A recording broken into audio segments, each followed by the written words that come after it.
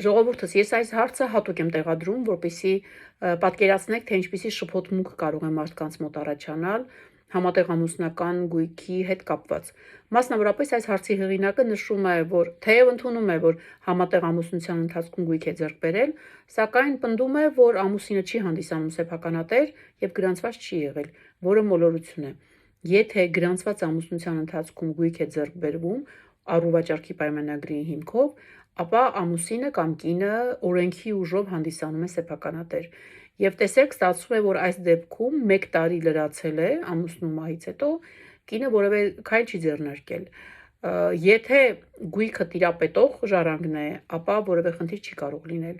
Սակայն եթե օրինակ ստացվի այնպիսի իրավիճակ, որ գույքը տիրապետող ժառանգ չէ, օրինակ միմյանցից անջատ են ապրում եւ որ ոչ դիմում է ներկայացրել եւ ոչ էլ փաստացի տիրապետող ժառանգ է,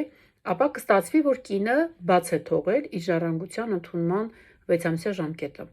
Այդ պատճառով թող ձեզ շփոթմունքի մեջ չգցի այն հանգամանքը, որ սեփականության վկայականում նշված է օրինակ միայն ձեր անունը։ Հիշեք, եթե ամուսնության ընթացքում գրանցված ամուսնության ընթացքում առուվաճառքի պայմանագրի հիմքով ձեռք է բերվում գույք,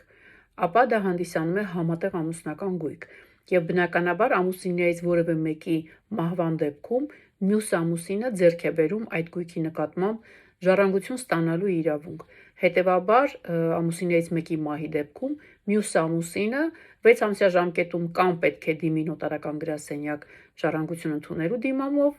կամ պետք է փաստացի տիրապետման եղանակով տիրապետի օգտագործի այդ գույքը եւ պաշտպանի երրորդ անձանց ոտնձգություններից։ Հակառակ դեպքում դուք ժառանգությունը բաց կթողեք։